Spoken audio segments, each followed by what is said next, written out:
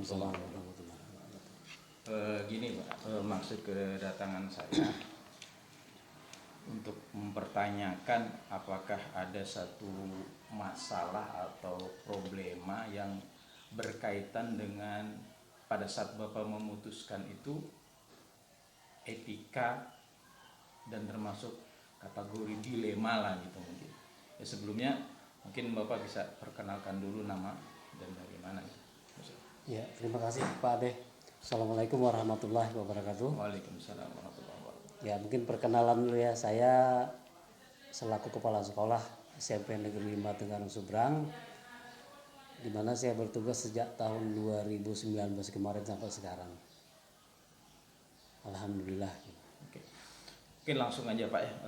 Di sini kan selama Bapak menjabat mungkin di sini mulai dari 2019 kemarin. Apakah pernah mengidentifikasi kasus-kasus yang selama ini menjadi dilema ketika kita memutuskan, kemudian ada kaitannya dengan etika juga pada saat kita memutuskan itu?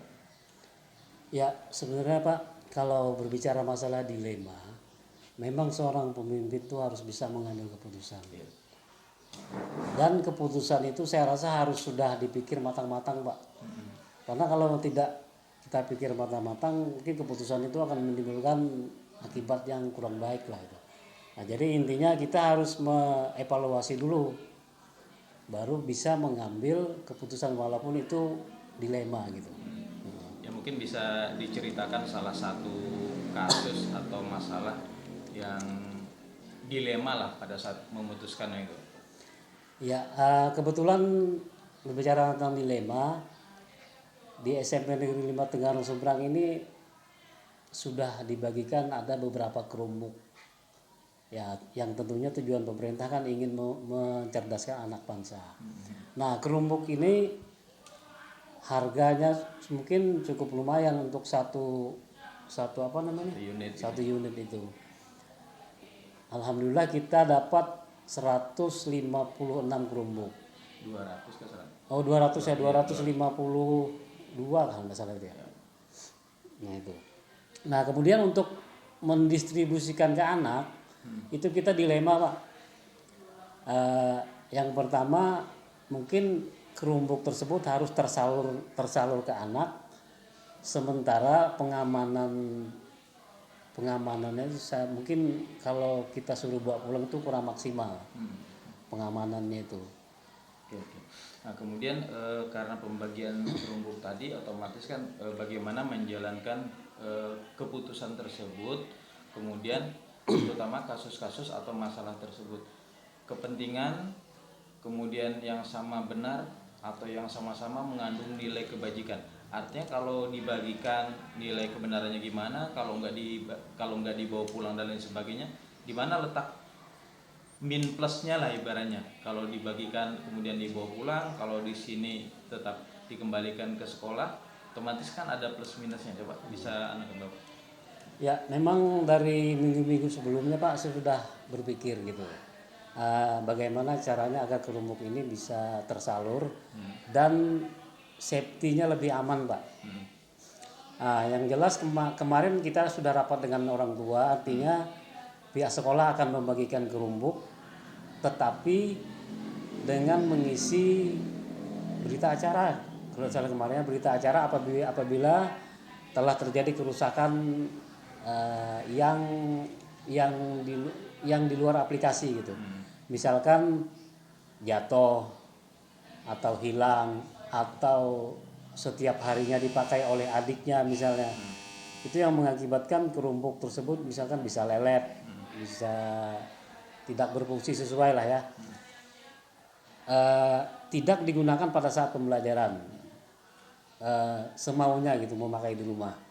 Itu kalau kita suruh anak bawa pulang Mbak, artinya safety-nya harus kuat gitu, harus benar-benar di safety lah. Makanya kita panggil orang tua yang bersangkutan agar terjadi satu pemahaman yang sama. Terus langkah-langkah untuk antisipasi tersebut apa yang sudah Bapak lakukan? Ya antisipasinya yang jelas kan kita kemarin sudah memanggil orang tua Pak, dengan membuat berita acara Ada beberapa di situ syarat-syarat yang harus dipenuhi. Kemudian tanda tangan bermaterai.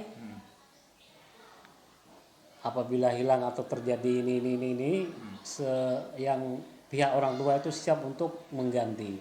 Nah, tetapi apabila kerusakan itu rusak memang lama terpakai, atau ada aplikasi yang memang error, mungkin itu tidak dibebankan ke orang tua.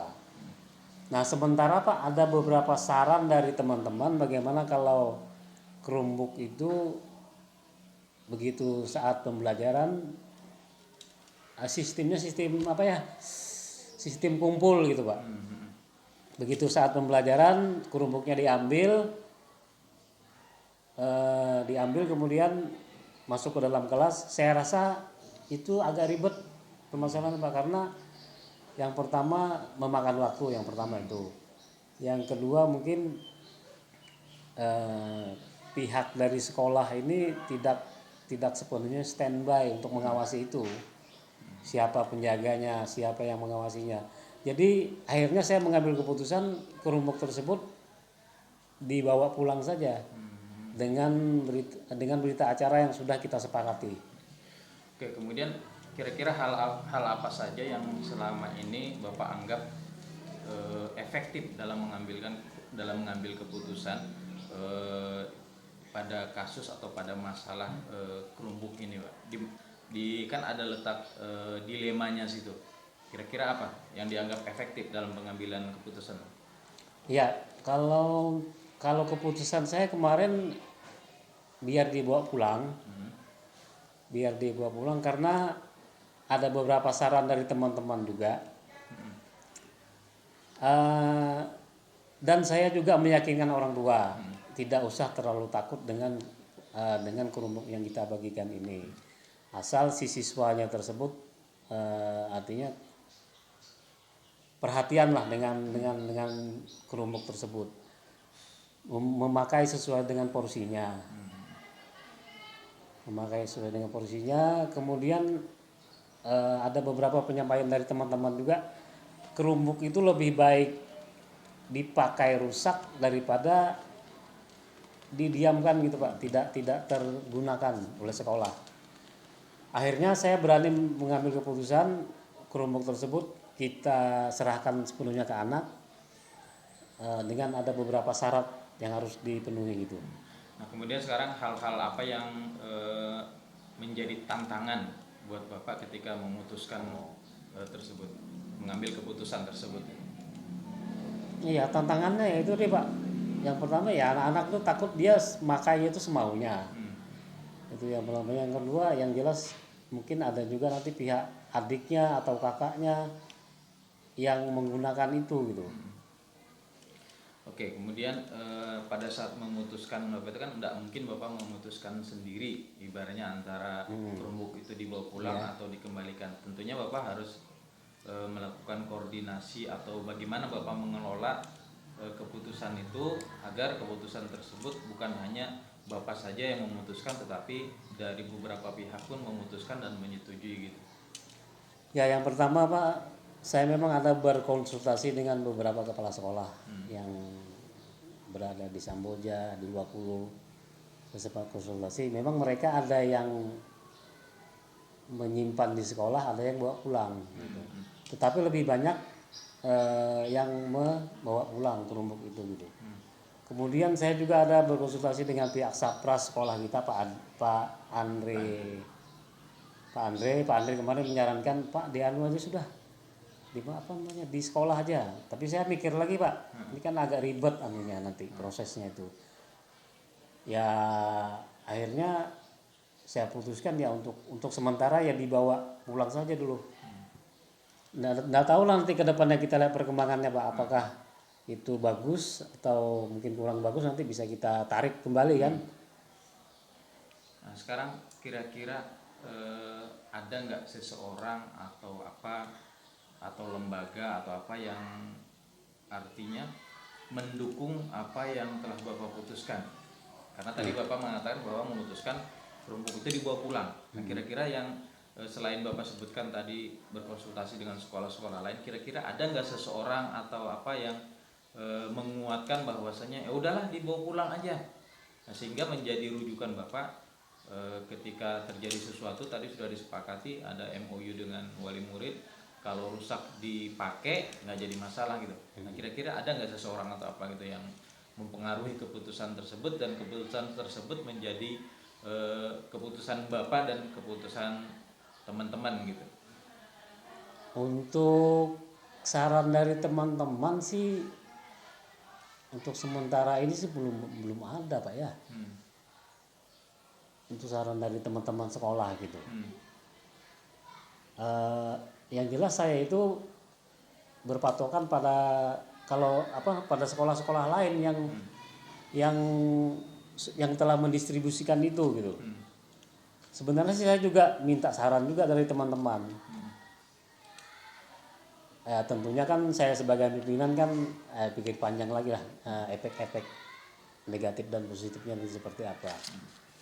Nah, akhirnya untuk sementara saya putuskan dulu untuk dibawa pulang.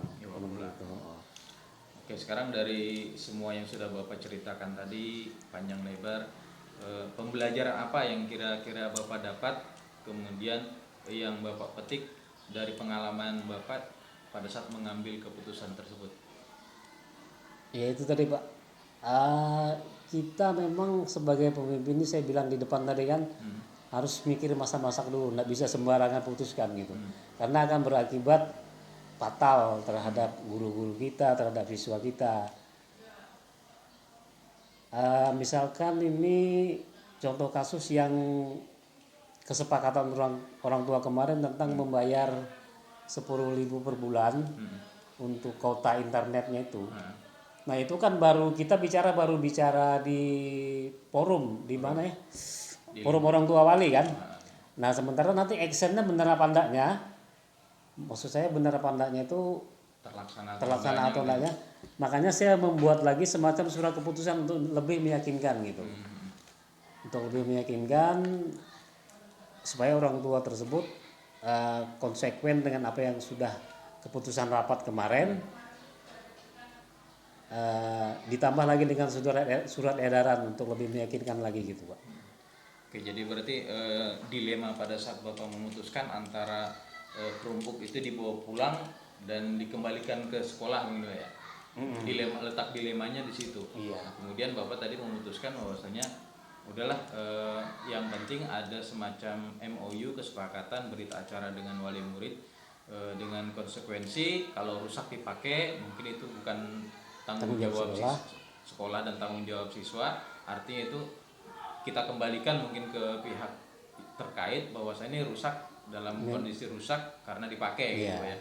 Jadi keputusan Bapak tetap memberikan keputusan yang boleh dikatakan dilema di situ antara bawa pulang dan tidak, tapi Bapak memutuskan dibawa pulang gitu. Artinya tidak memberatkan siapapun sehingga keputusan ini pun tidak melanggar hukum, kemudian keputusan ini tidak merugikan pihak manapun ya. Artinya keputusan ini diambil secara benar, secara kesepakatan bersama dengan dewan guru, kemudian dengan wali murid, kemudian dengan murid juga. Mungkin itu Pak ya. Kendala yang lainnya mungkin Pak ya, ada ya itu tadi. Maksud saya kalau memang ngasih bantuan itu coba sekalian satu set gitu Pak. Gitu. Misalkan satu set masing-masing siswa dapat 1 unit Chromebook. Kemudian kita juga difasilitasi oleh kuota internetnya. Jadi nggak ada masalah lagi depannya harus bayar iuran 10.000 lagi per siswa untuk bayar internetnya gitu kan. Iya. Nah, mungkin tambahan juga lampu itu Pak. Masalah wattnya itu kan itu juga berpengaruh. Nah maksudnya satu paket lah kalau memang mau ngasih bantuan gitu. Artinya kan nanti kan bisa disampaikan mungkin dari ke pihak-pihak terkait agar usulan dari sekolah itu menjadi prioritas bagi dinas tertentu agar sebelum memberikan sesuatu itu penuhilah kebutuhan yang lainnya dulu mungkin kayak gitu kan. Kalau seperti ini kan dibagikan kerumpuk sementara fasilitas di sekolahnya belum mendukung, artinya makanya terkendala. belum dibagikan sampai sekarang mungkin kan gitu kan ya, karena Ya. mungkin ada kesepakatan tadi internetnya dibayar oleh wali murid, maka mudah-mudahan kedepannya Bisa penggunaan Chromebook itu bisa dianggarkan. secepatnya dilaksanakan atau dibagikan gitu ya. Ya, mudah-mudahan lah dari pihak Dinas Pendidikan bisa menganggarkan dana bagi sekolah-sekolah yang sudah dibagikan Chromebooknya. Iya. Harapan saya itu, Pak. Oke, kalau gitu terima kasih Bapak. Ya, Pak. Demikian wawancara saya dengan Kepala SMP Negeri 5 Tenggarong Seberang. Mudah-mudahan apa yang menjadi keputusan beliau merupakan keputusan terbaik dan menjadi pelajaran buat sekolah-sekolah lain bahwa saya untuk memutuskan hal yang baik tidak usah terlalu banyak dipikirkan. Artinya baik keputusan itu tentunya akan membawa manfaat buat yang lain juga. Terima kasih, saya Ade Suryana, CGP Angkatan 10, SMP Negeri 5, Tenggarong Seberang. Saya akhiri wabillahi taufiq wal hidayah. Wassalamualaikum warahmatullahi wabarakatuh.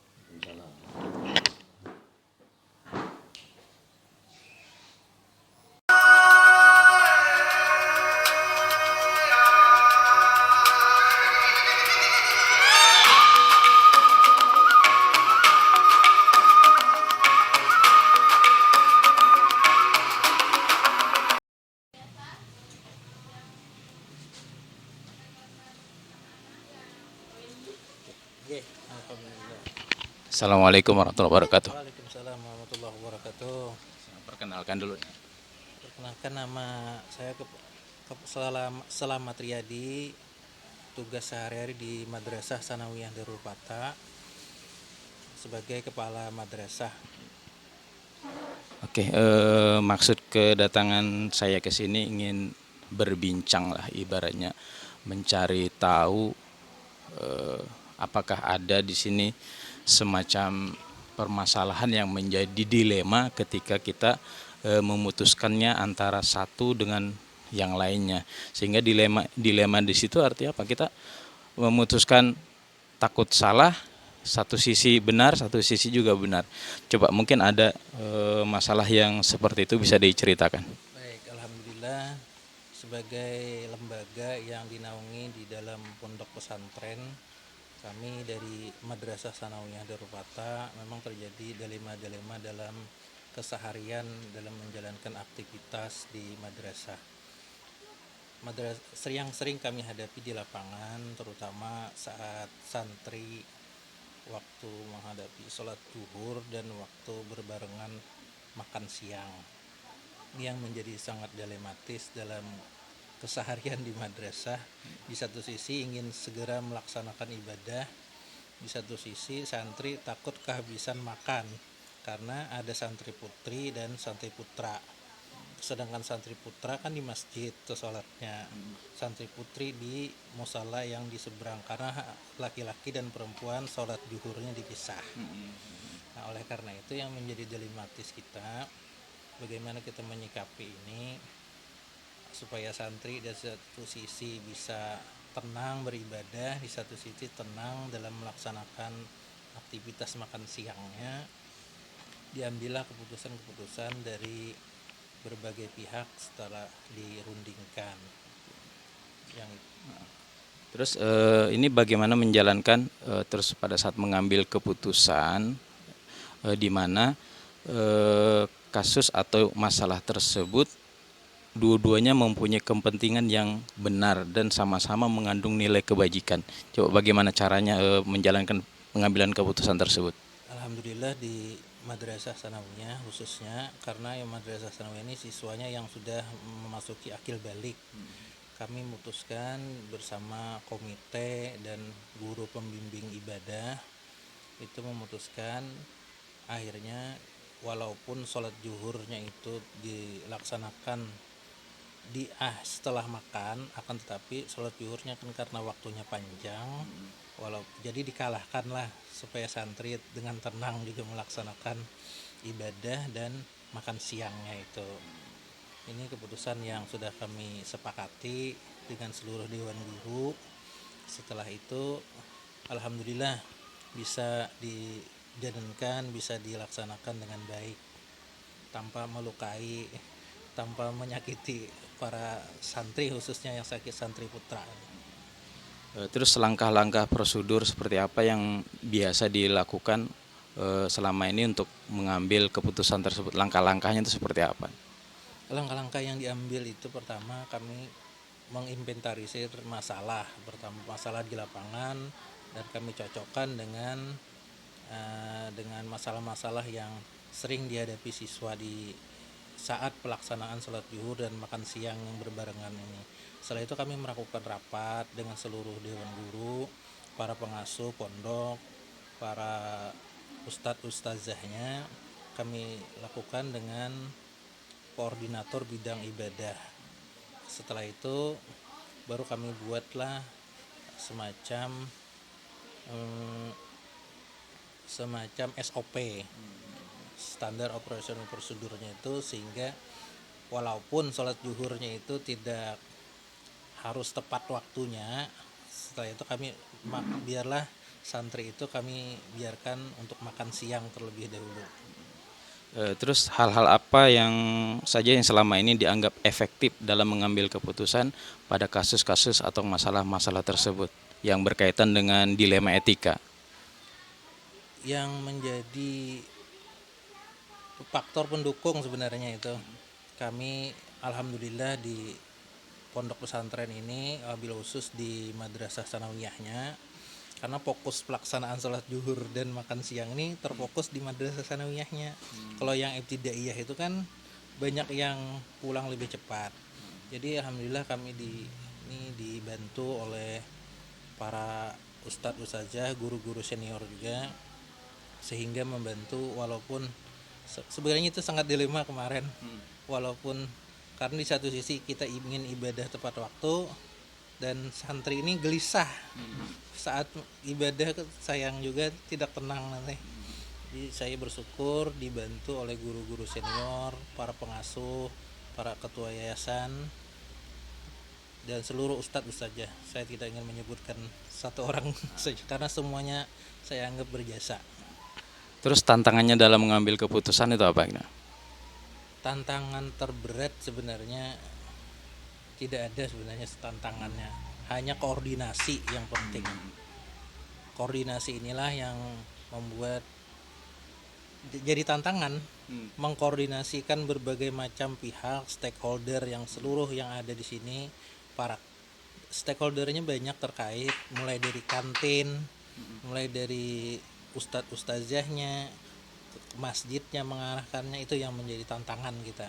Mengkoordinasikan seluruh stakeholder itu yang menjadi tantangan utama. Tapi alhamdulillah dengan kerjasama itu bisa kita atasi bersama.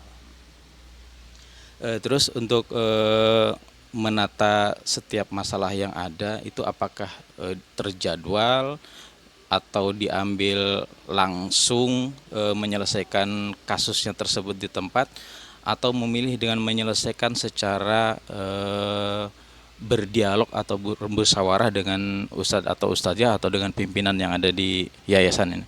Itu per step, bertahap, mulai dari dialog dulu dari seluruh pimpinan, pengasuh, kepala madrasah, dan pimpinan yayasan, kemudian dituangkan dalam bentuk SOP, bentuk peraturan. Jadi peraturannya dibuat setelah kita membuat rancangan dari hasil dialog musyawarah tadi. Dibuatlah SOP. Jadi nanti siswa makan dulu, setelah makan mengambil air wudhu, kemudian langsung ke masjid. Nah itu tahapan-tahapannya yang jadi sebuah SOP, akhirnya menjadi sebuah kebiasaan, pembiasaan. Nah, kemudian adakah kira-kira seseorang atau faktor-faktor yang selama ini mempermudah atau membantu Anda dalam mengambil keputusan dalam kasus-kasus atau masalah-masalah yang dilema gitu? Sebenarnya kalau seseorang itu hanya satu orang, sebenarnya semua orang di sini. Kita melibatkan seluruh stakeholder. Tapi kalau boleh saya menyebutkan nama, saya sangat didukung oleh ketua yayasan terutama untuk mengambil keputusan. Kalau tanpa dukungan, saya rasa, dan seluruh dewan guru ini terutama. Tapi kalau nama, saya tidak bolehlah menyebutkan nama karena seluruhnya terlibat, seluruh stakeholder mendukung, sehingga terjalinlah sebuah kerjasama, koordinasi, dan menghasilkan, mudah-mudahan menjadikan anak-anak yang soleh-solehah. Amin, amin, amin.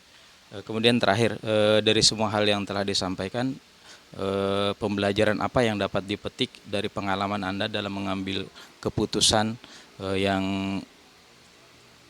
yang dilematis lah ibaratnya, antara satu sisi benar, satu sisi jauh benar.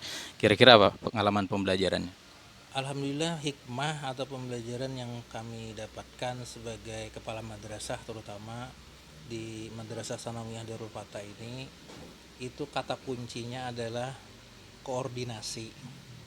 Tanpa koordinasi, seluruh stakeholder, seluruh perangkat pembelajaran rasanya berat untuk melaksanakan. Tapi alhamdulillah dengan dukungan, koordinasi tadi terutama, karena yang paling sering itu terjadi di lapangan miskoordinasi. Di satu sisi guru ingin melaksanakan model pembelajarannya, mendidik anaknya, tapi anaknya sendiri tertekan. Contohnya kayak tadi makan siang, anak-anak gelisah, tapi dengan kita koordinasikan, alhamdulillah biar aja makannya duluan, supaya konsentrasi dalam beribadah itu bisa lebih fokus lagi. Akhirnya alhamdulillah bisa dilaksanakan sampai dengan hari ini. Oke, terima kasih.